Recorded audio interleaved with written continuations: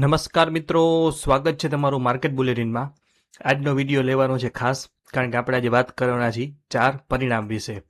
તો મિત્રો, આપણે અગાઉના વિડીયોમાં વાત કરી હતી કે તમારા જે કંપનીના રિઝલ્ટ જાણવા હોય તેની કોમેન્ટ કરજો। અમારા તરફથી તમારા માટે એક ગિફ્ટ હતી। તમારામાંથી ઘણા મિત્રોએ એ વિડીયોમાં જે કંપની વિશે પૂછ્યું હતું તેમના પરિણામો આજે અથવા એની પહેલાં આવી ગયા છે, અને આ ખાસ વિડીયો તે કંપનીઓના એનાલિસિસ ઉપર જ બનાવ્યો છે। આજે આપણે ટાટા ઇન્વેસ્ટમેન્ટ, જીઓ ફાઇનાન્શિયલ, વિપ્રો અને એરોપ્લેન રાઇસ જેવી મોટી કંપનીઓના પરિણામ વિશે વાત કરશું।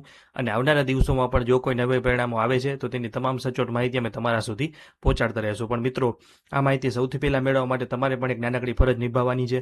અત્યારે જ આપણી ચેનલને સબસ્ક્રાઇબ કરી લેવી અને બેલ આઇકોન જરૂરથી પ્રેસ કરી દેજો, જેથી કોઈ પણ મહત્વનો અપડેટ તમારાથી ચૂકી ના જવાય। અમારી સાથે જોડાયેલા રહેજો અને અપડેટ રહ્યો।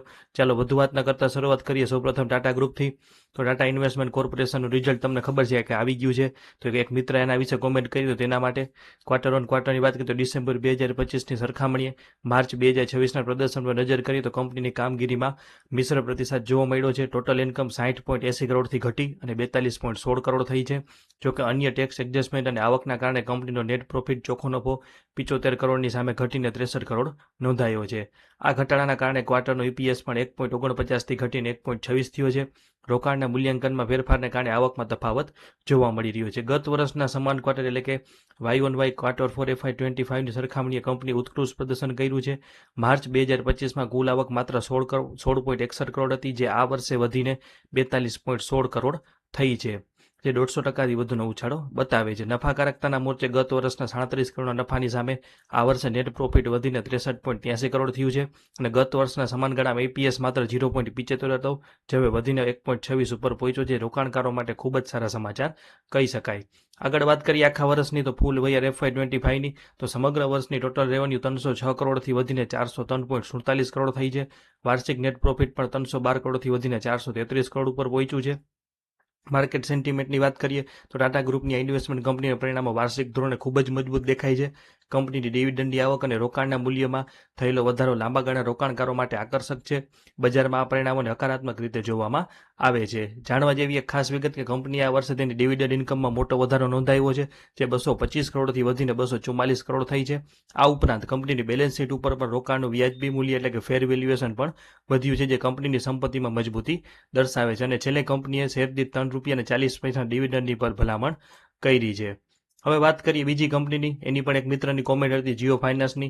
તો ક્વાર્ટર ઓન ક્વાર્ટર એટલે કે ડિસેમ્બર 2025 સરખામણી માર્ચ 2026ના પ્રદર્શન સાથે તો કંપનીની કામગીરીમાં વૃદ્ધિ જોવા મળી છે। રેવન્યુ ફ્રોમ ઓપરેશન એટલે કે રેવન્યુ 900 કરોડથી વધી અને 1018 કરોડ થયું છે। જોકે ખર્ચમાં થયેલા વધારાના કારણે નેટ પ્રોફિટ 268 કરોડની સરખામણીએ સામાન્ય વધીને 272.22 કરોડ નોંધાયું છે।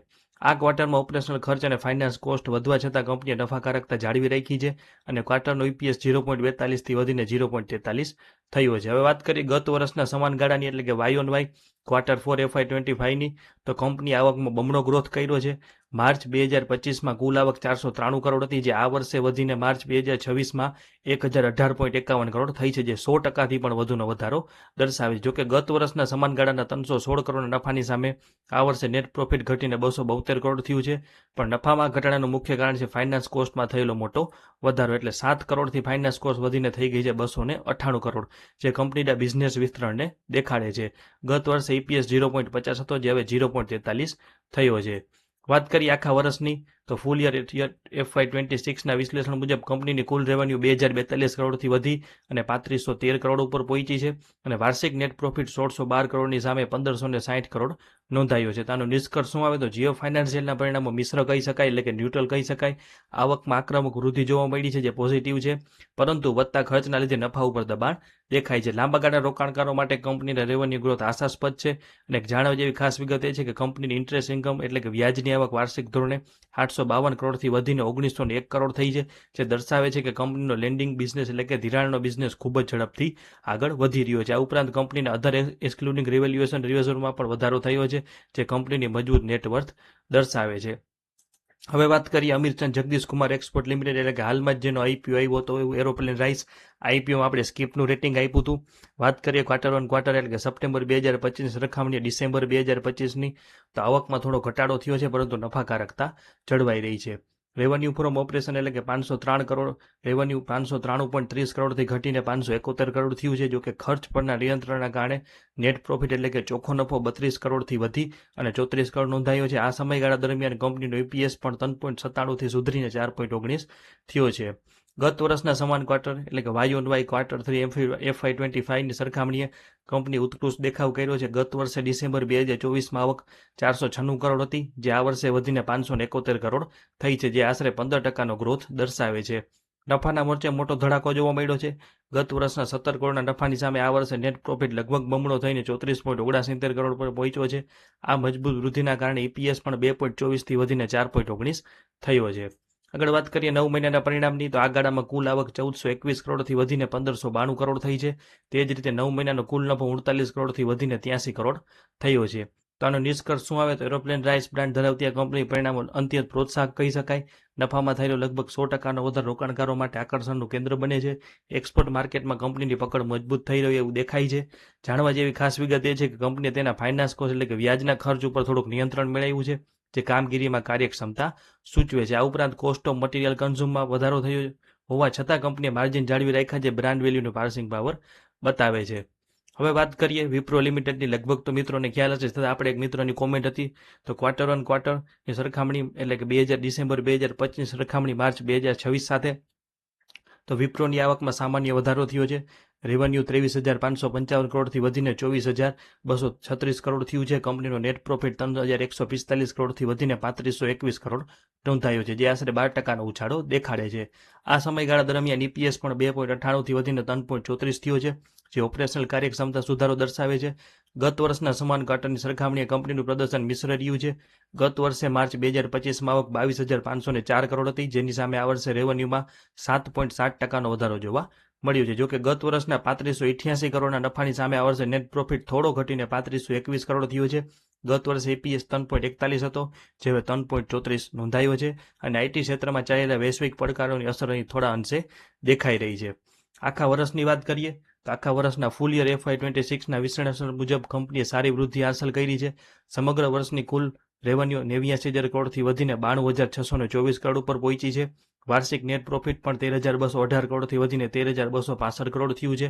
માર્કેટ સેન્ટિમેન્ટ આના ઉપરથી એવું બતાવે છે કે વિપ્રોનો પરિણામ અપેક્ષા મુજબના સ્થિર કે ન્યુટ્રલ છે. વાર્ષિક ધોરણે નફામાં જાળવેલી સ્થિરતા રોકાણકારો માટે એક આશ્વાસનરૂપ કહી શકાય.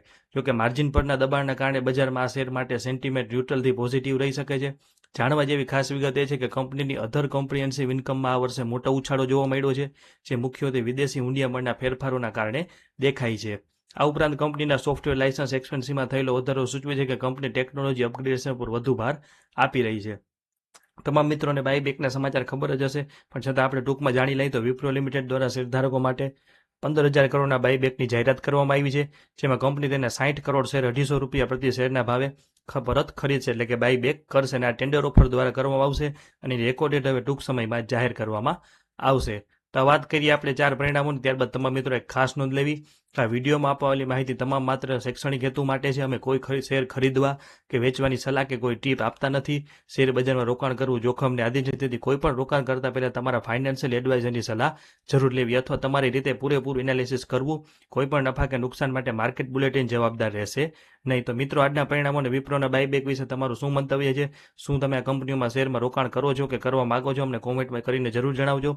તમારા મનમાં કોઈ પણ પ્રશ્ન હોય અથવા કોઈ બીજી કંપનીનું એનાલિસિસ જોતું હોય, જો કે આપણે 1 by 1 બધા રિઝલ્ટ કવર જ કરશું, છતાં પણ તમે નીચે કોમેન્ટ બોક્સમાં કાંઈ લખવું હોય તો લખી શકો છો. અમે તમારા દરેક પ્રશ્નોનો જવાબ આપવાનો પ્રયત્ન કરશું. જો તમને અમારું કામ ગમ્યું હોય તો વિડીયોને લાઇક કરજો અને તમારા બીજા મિત્રો, રોકાણકાર મિત્રો સાથે પણ શેર કરવાનું ભૂલશો નહીં. મળીએ નવા વિડીયોમાં, ત્યાં સુધી જોડાયેલા રહેજો. આભાર. જય હિન્દ, જય જય ગરવી ગુજરાત. આભાર.